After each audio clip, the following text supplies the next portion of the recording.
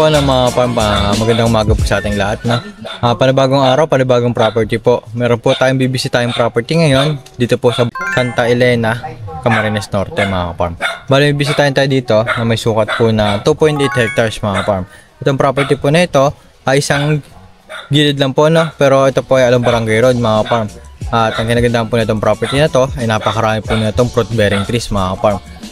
Bukod po sa niyog at dalang hita, meron din po itong kalamansi at mga pinya no, mga farm at saging. Yun po ang pinaka best po dito sa property na to. Marami po kayong magiging harvest po dito mga farm dahil pag sapit po ng Disyembre, pera na po ito mga farm dahil po yan. Yung mga tanim na yan na dalang hita, malalaki na po at namumunga na po lahat mga farm. So ayun na mga farm, dito po tayo pupunta sa mismo tinuturuan ni Kuya o yung kapatid po ng mga nangyari nito. Mga farm, mga bababa pa ng loob. Ayun din po mga saging ang bababa. Mga bagong tanim po yun. Dalawang bit na yan. Dami niya palang langka. Kasama pa daw po yan no, mga tanim po dyan. Yung mga kita ng mga saging po dyan at dalandan. Yan. O dalang hita, ayan, nakasama pa po yan. Hindi kaya tayo na fruit bearing. Ito po itong langka. Ayan no. Ngayon nga lang po, naganda bulok-bulok na dahil hindi na po na-harvest ng maayos. O napapabayaan na. Ito pong property na ito ay napakarami po talagang fruit bearing trees mga kapag.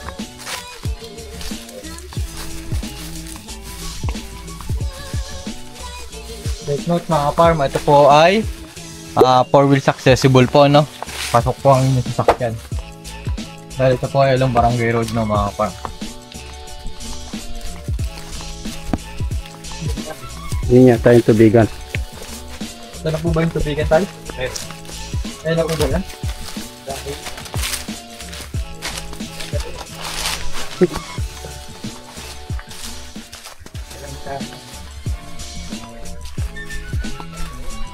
Bayabas pa.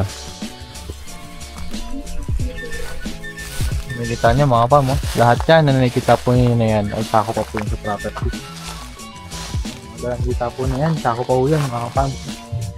Saka yung mga niyog po na yan ay sako pa po yun ng property. Bayabas. Pati po ba ito sako pa? Ano pong nakatalim dito sa lalo?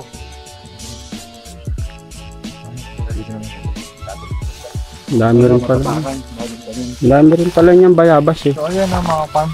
Bukod po dun sa tanim na yan ay meron pa po ditong talong na mga farm. At sabi po ng ating video ay meron pa po itong mga bayabas na tanim. At marami-rami din daw po. So yung mga talong na bagong tanim na mga farm.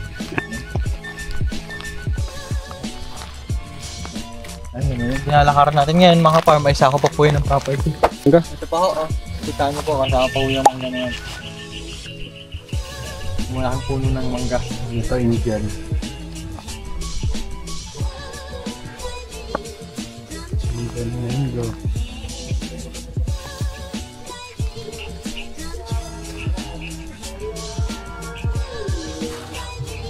Hindi mo itong ano na ito kasama pa yan? Tubigan. Ito na yung tubigan niya. Oo, kasi po yun nadalang ikaan po yun. So yun no, makikita nyo mga farm oh. Titignan nyo po ng maayos. Yan. Ayan pong nakikita nyo na yan ay puro dalang hita po yan. At meron pa po yung mga puno ng niyog at saging. Kung makikita nyo po, yan pong dalang hita na yan ay dikit-dikit po. At sobrang dami no. Magkakasama pa po yan mga farm. So yun na mga farm, ito po pitak na palayan na to. Ito po, nakikita nyo po yung kuryente na yan. Lilibang po yan dito, papuntasok po dito sa loob ng property. Ayan pong pitak ng palayan na yan ay meron daw po itong siyam no. Hindi po pala 5. Yan kumbaga ito po ay siyam na pitak ng palayan. At paikot po yan doon mga kapampakyat.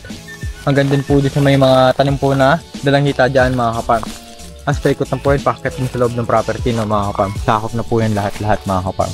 Kaya sa mga interested buyer po natin dyan no mga kapam, tumawag lang po kayo sa number po na makikita nyo sa inyong screen and sa WhatsApp and Viber po para sa mga karagdagang impormasyon na gusto nyo pong malaman patungkol sa property na to. At huwag nyo pong kalimutan mag-message sa aming Facebook account na Presi Rosario para mas mabilis po namin masagot ang inyong mga inquiry o mga katanungan o gusto pong magpa-schedule ng ocular visit.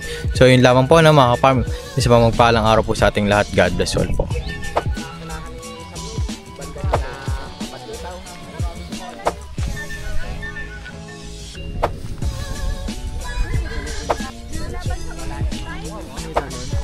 sunog na.